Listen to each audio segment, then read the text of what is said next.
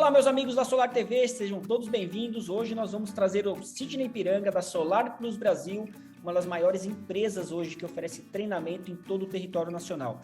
E para você que quer se qualificar, se informar, fique com a gente nesse vídeo que hoje nós vamos falar da escolha do módulo fotovoltaico para o seu projeto fotovoltaico, seja ele de pequeno porte, médio ou grande porte.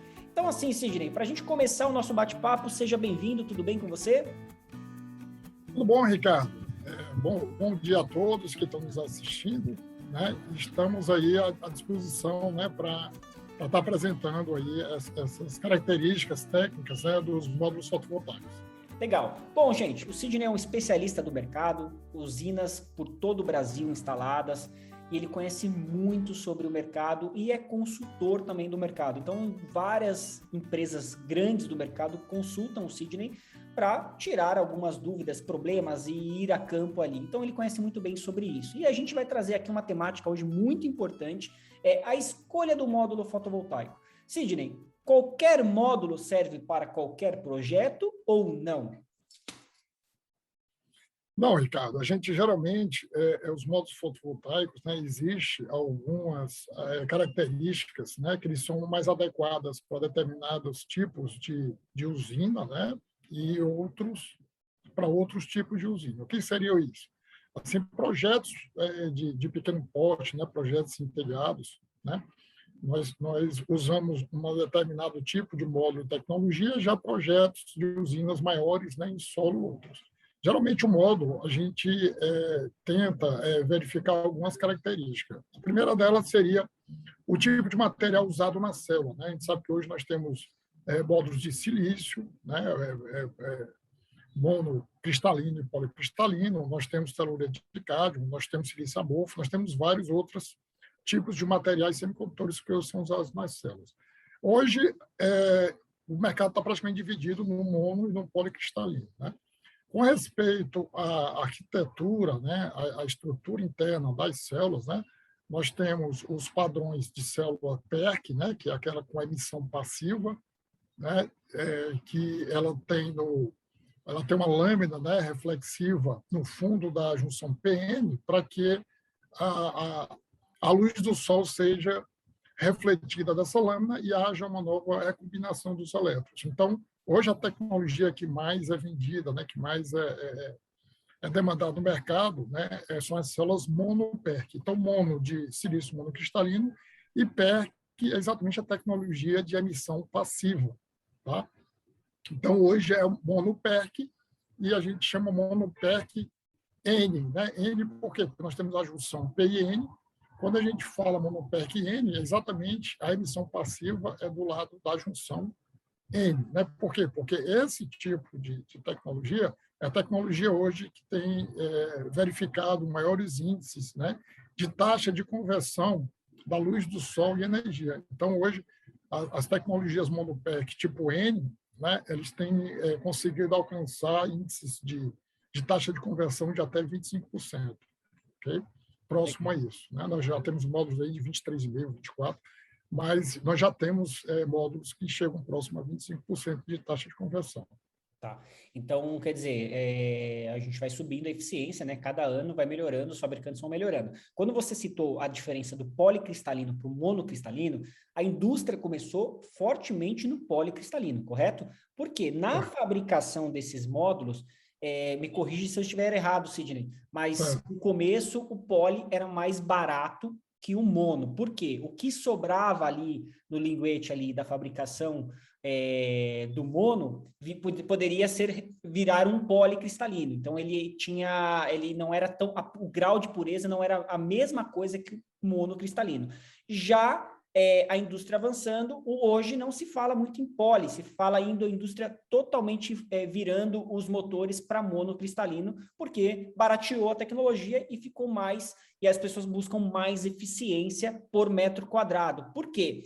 O grande impeditivo, há anos atrás, era a metragem para grandes projetos, né? Quando a gente falava de projetos de médio porte para grande porte, muitas vezes inviabilizava nas cidades, principalmente, por questão de metragem, correto? E aí a gente foi para a questão monocristalino por conta disso, mais mais produção de energia por metro quadrado. Tá aí o Japão, que foi um dos primeiros a virar a chave e trabalhar muito mais à frente só com o monocristalino por questões de área. Tô certo ou tô errado, Sidney? Tá certo. Além disso, Ricardo, o que acontece? O processo de fabricação da célula monocristalino, ela é intensiva no uso de energia. O processo dela é totalmente diferente do processo de fabricação da célula policristalina. Tá? Por usar mais energia, ele também é mais caro. Tá? É um processo, além de ser mais caro por usar mais energia, é um processo mais demorado do que o policristalino. Então, assim, são outros fatores também que influenciam no preço. Só o que acontece com, né, o desenvolvimento de métodos e práticas, né, para reduzir custos, né, e resíduos, né, o mono se aproximou muito do custo do policristalino, né? E como ele tem, pela qualidade do tipo do silício, né, uma maior taxa de conversão, então praticamente está se tornando padrão no mercado mono, já que o poli foi, né, até 3 anos atrás, o policristalino era líder, né, de fabricação de monos, mas hoje o mono já reverteu a situação. E hoje a gente está correndo para outro tipo de tecnologia, né, que é os módulos bifaciais. Né? Então, os módulos bifaciais, que hoje são largamente utilizados em usinas, mas também eles têm, né, uma tendência de usar em projetos também, né, de pequeno porte também, tá? Não só em usinas, porque o custo também está se reduzindo. Tá, deixar claro que o módulo bifacial é como se ele aproveita a energia refletida, que bate no solo e volta embaixo do módulo solar, da placa solar. Então, é como se ele tivesse 2 pontos de captação, a parte de cima e a parte de baixo do módulo também é célula, correto? Exato. Os módulos bifaciais, né, eles têm células tanto na parte frontal como na parte traseira do módulo, né? É claro que a parte traseira do módulo, né, vai refletir, né, a irradiância direta, né, que bate no solo e retorna. Então, o índice, né, de reflexão depende muito do que a gente chama do albedo, né, que seria o tipo de solo, né, o albedo é a taxa de reflexão do solo. Então, se eu tenho um solo mais claro, vai refletir mais. Se eu tenho um solo mais escuro, né, vamos supor, se for areia, pedra escura, ele vai refletir menos. Tá? Então, a taxa de albedo é que vai me dizer a taxa, né, de ganho que eu vou ter de geração, né, nas células traseiras. Mas outro ponto importante que a gente está falando de módulos, Ricardo, com diz respeito aos materiais, né, empregados no módulo. Né? Para você entender, um módulo fotovoltaico ele tem 16 insumos diferentes. É tanto que é chamado de módulo. Por quê? Porque são várias peças para fabricar o módulo. Né? Então, existe um termo que é o BOM, né? A gente fala o BOM do módulo. O BOM seria inicial de Bill of Materials, né? Que seria a lista de materiais do módulo. Então, o módulo ele não é só célula fotovoltaica, né? A gente sabe que ele tem o vidro, né? Ele tem o frame de alumínio, né? Eu tenho as interconexões, né, das células, que são as raibons, né, que são trilhas onde você faz a conexão das células. Eu tenho a lâmina traseira, né, eu tenho o backsheet, eu tenho a caixa de junção, eu tenho os diodos, né, eu tenho os cabos, tá? Eu tenho os selantes, porque você vê o módulo fotovoltaico, ele não tem um parafuso. Tá? O módulo fotovoltaico ele é todo encaixado, o frame de alumínio é encaixado. E ele é colado, né, através de selantes, o frame é colado no vidro, né, e no backsheet traseiro. Então, a qualidade desse selante é importante, porque, imagine, esse selante ele vai ter que durar 25 anos. Então, se não for um selante de boa qualidade, ele, com muito menos tempo, o que vai acontecer? Ele vai abrir, né, e vai entrar umidade dentro do módulo. Então, esse selante é exatamente para o quê? Para fazer a segurança mecânica, né, para não soltar o alumínio do vidro, mas também para impedir que entre, né, umidade e poeira dentro do módulo. Tá? Então, assim, todos esses itens é importante você verificar, porque existem vários tipos de fornecedores de vidros, tá? vários tipos de fornecedores de alumínio, do frame, e, inclusive, usando produtos diferentes. Assim, um dos produtos que a gente requer mais cuidado é exatamente o backsheet. O backsheet, o que é? Aquela folha traseira branca. Tá? Então, aquela folha traseira branca, pessoal, hoje tem mais ou menos 7, 8 tipos de materiais diferentes. Todos eles são polímeros, né, derivados do petróleo. Mas existem produtos, né, que têm muito mais resistência contra evaporação, né, calor e umidade, porque aquela parte traseira também recebe toda, né, a severidade do clima. E foi feito vários testes, você vê aí vários papers que existem disponíveis, comparando essas tecnologias do backsheet, né? E existem tecnologias que praticamente, com 5 anos de uso, o seu módulo já permitiu, né, entrar umidade e ocasionar vários problemas no módulo, né? E um que é mais fácil de encontrar, né, é exatamente o escurecimento do EVA. O EVA é aquela película, né, que protege as células fotovoltaicas, tá? Então, quando entra umidade, aquele EVA que é branco, né, que é aquele fundo branco do módulo, ele começa a ficar marrom, né, que a gente chama do efeito Brown. Então, o efeito Brown é exatamente quando entra a umidade, geralmente por conta da qualidade, né, do backsheet, e ele começa a descolorir o EVA. E isso faz com que caia a produção do módulo em cerca de 30%, e pode até inutilizar por completo o módulo.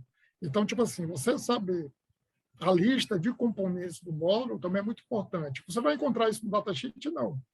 Mas se você for pesquisar mais profundamente no site dos fabricantes, né, geralmente eles indicam, né, quais são os fornecedores, tá? E não só os fornecedores, mas também as características, tá? Porque a gente, pelas características dos insumos, a gente consegue avaliar se o módulo realmente é de boa qualidade. Tá. Então, vamos separar o pensamento aqui por duas frentes.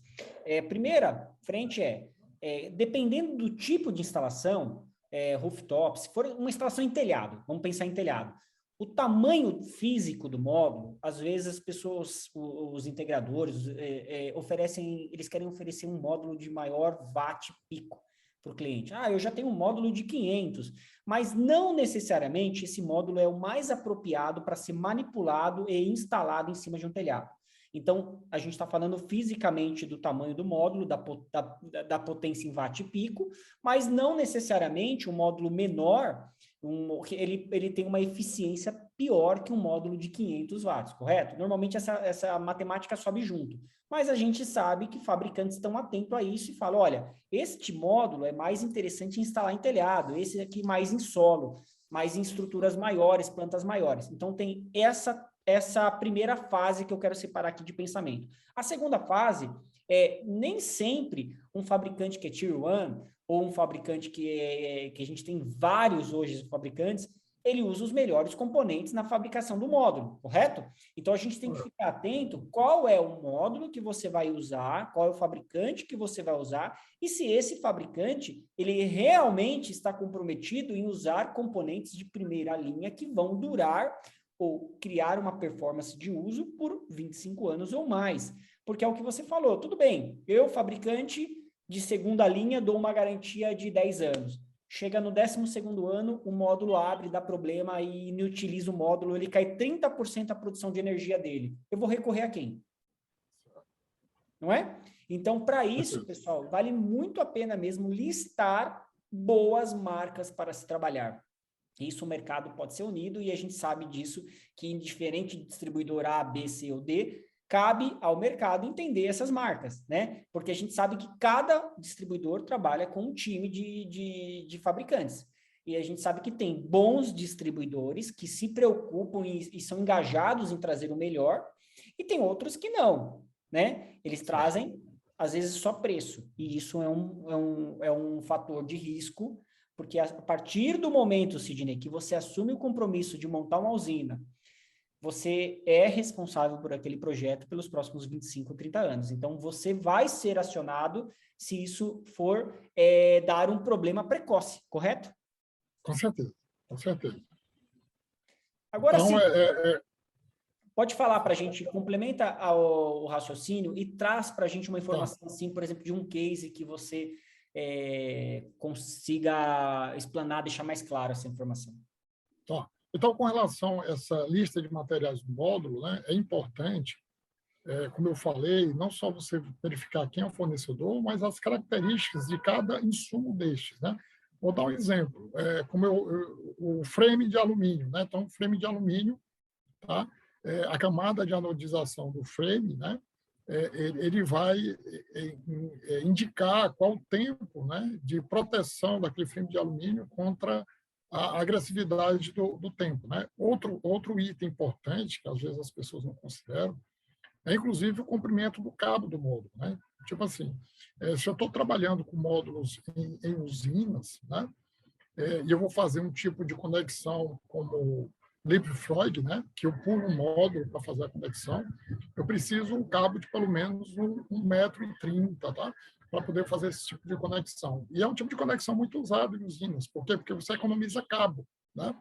Então, a gente sempre tem que pensar que é o seguinte, que dependendo da característica do módulo, até o tamanho dele, né, e a potência, ele vai diminuir o BOS, né, que é o Balance of System. O que é o Balance of System? Geralmente, os custos da usina, né, a gente separa em módulo, que geralmente os módulos são em torno aí de 40% do custo, e o resto, né, o resto é o Balance of System, que seria o quê? O inversor, a estrutura, né, os custos de projeto, que estariam em torno aí de 60%. Tá? Então, se você tem um módulo de maior potência, tá, você vai ter menos módulos, menos cabos, né, menos dispositivos de proteção, tá? E aí você consegue o quê? Reduzir o BOS, tá? Então, pelo aumento da potência, você reduz o custo do BOS. Então, os módulos de maior potência, eles estão vindo para isso, mas também não são adequados para o tipo de instalação, como você falou, Ricardo. Tipo assim, o que acontece? O módulo, quanto maior, tá, ele sofre também mais problemas mecânicos, né?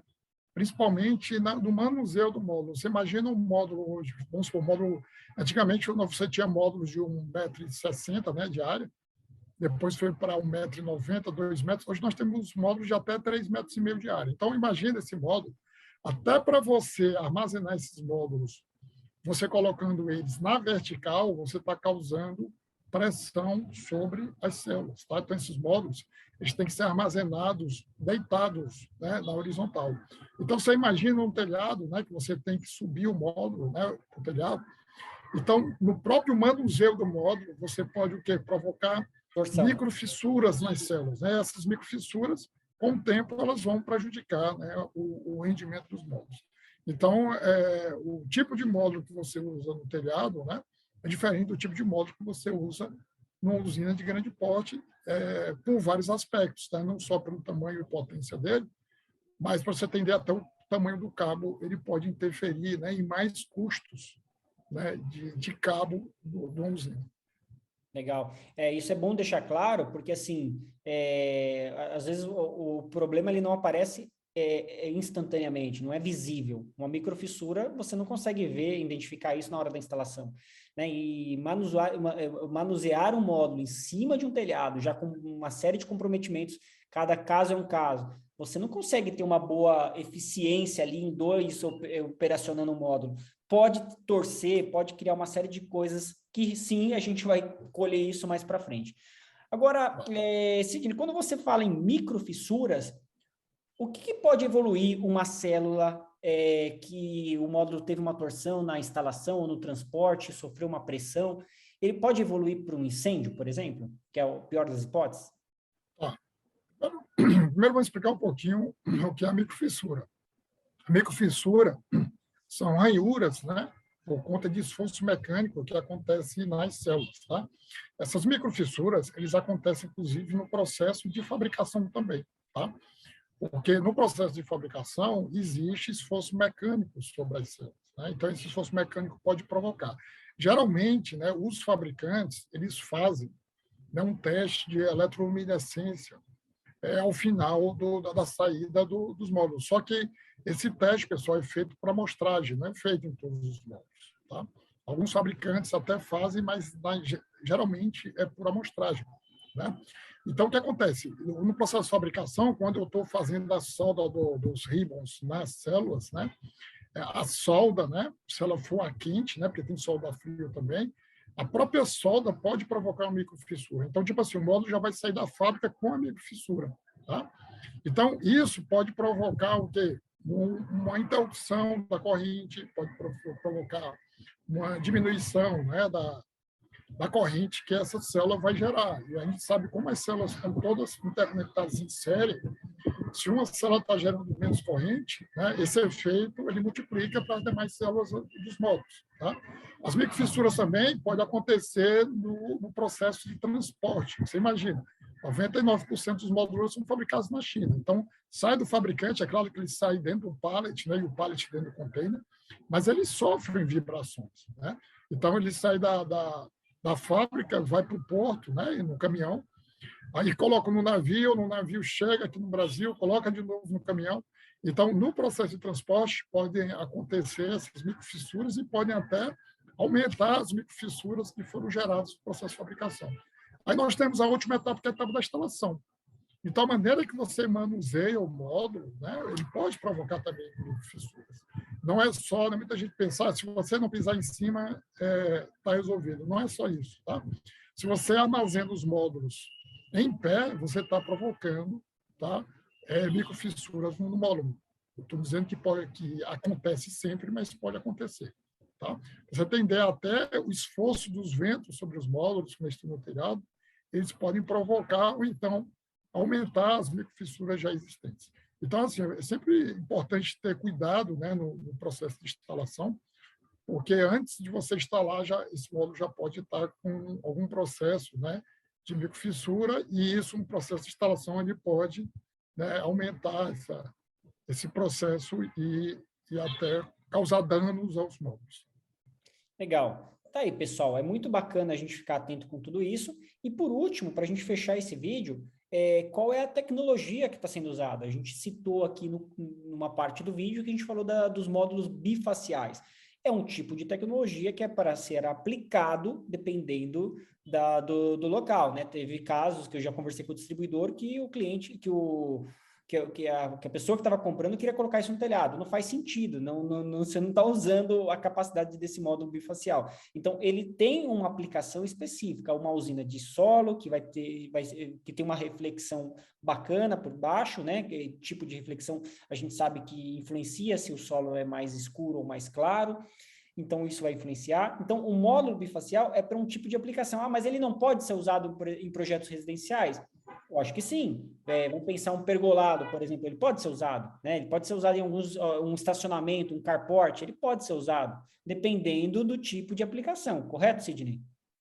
Exatamente, né? Os módulos bifaciais, eles são mais aplicados em usinas de solo, né? Por conta exatamente da bifacialidade, né? Que eu preciso ter uma reflexão do solo, que isso eu não vou ter no telhado, mas existem outras aplicações, como você bem falou aí, né, Ricardo? Como né, os carportes, né? Eu posso colocar módulos bifaciais também e ter um bom resultado. Agora, isso tudo é bom você sempre fazer, né, uma simulação prévia, já que os módulos bifaciais ainda são mais caros, né, do que os monofaciais, para saber da viabilidade também financeira, né? Sempre é bom a gente fazer uma simulação, né, usar os softwares que existem no mercado para simular, para ver o resultado, né, de qual ganho que eu vou ter de geração de energia em relação ao custo a mais que eu vou pagar por esses módulos bifaciais. Com certeza. Custo em relação também a ganho de área, né? Porque quando você fala, eu vou colocar isso, eu vou usar tracker ou não vou usar tracker? Vou usar bifacial ou não vou usar? Se eu usar todas as tecnologias, também eu posso ocupar uma área menor e posso produzir a mesma quantidade de energia com uma quantidade menor de módulos. Então, tudo isso é legal para usar softwares recomendados para isso.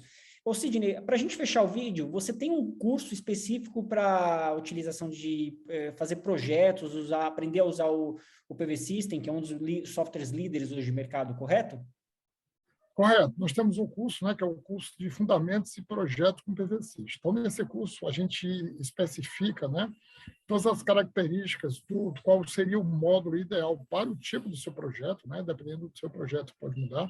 A gente também vê todas as características do inversor, né, e depois a gente faz uma simulação do PV System. Né? O que é uma simulação? É simular num ambiente de computação, né, o ambiente real, para saber quanto de energia esse teu projeto vai gerar ao final. Porque é importante, né, deixar claro que quando você está fazendo um projeto de geração de energia, né, o produto final desse teu projeto é em quilowatt-hora. Então, a gente vê muita gente falando, a minha usina, a potência é 2 kW-pico, é 10 kW-pico, é 30 kW-pico. O cliente geralmente não sabe nem o que é isso, ele quer saber o seguinte, se esse 5 kW vai atender exatamente o consumo médio de energia dele em kWh. Então, os softwares de simulações que eles fazem é exatamente isso, né?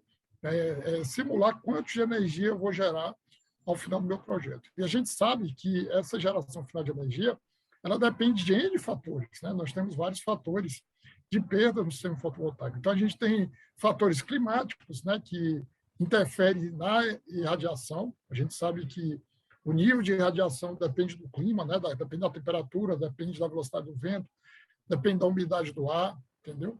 Então, tudo isso vai influenciar a irradiação. E depois a gente tem as perdas técnicas, né, no sistema. Então, a gente tem as perdas referente ao módulo, né? Nós temos perdas de mismatch, né, que seria a incompatibilidade do módulo, incompatibilidade das strings. Nós temos as próprias taxas de conversão, né, dos módulos, que dependem das características da célula e das características elétricas do módulo. Nós temos as perdas ômicas dos cabos e a gente tem também as perdas, né, do rendimento do inversor. Né? O inversor ele converte 100%, né, da energia que entra em relação à energia que sai em corrente alternada. Então, tudo isso a gente consegue simular de forma detalhada, né, e consegue, inclusive, fazer, né, uma otimização do teu projeto para que você tenha o quê? O projeto gerando aquilo que o cliente quer em kWh com menor custo. Legal, bacana. Tá aí, pessoal, se você gostou desse vídeo, se inscreva no nosso canal, conheçam a Solar Plus Brasil, que é uma empresa, uma das maiores hoje de treinamento do Brasil, e mande suas dúvidas. Se você tiver alguma dúvida, mande aqui na descrição desse vídeo. Não se esquece de se inscrever no nosso canal e curtir esse vídeo aí para a gente produzir mais conteúdo. No próximo vídeo, eu quero trazer para vocês também informações sobre novas tecnologias que estão sendo pesquisadas para a utilização de módulos fotovoltaicos, usinas fotovoltaicas, e a gente vai falar um pouquinho também em outro vídeo sobre reciclagem de módulos, tá ok? Um abraço a todos e muito obrigado, Sidney, mais uma vez pela sua participação hoje aqui na Solar TV.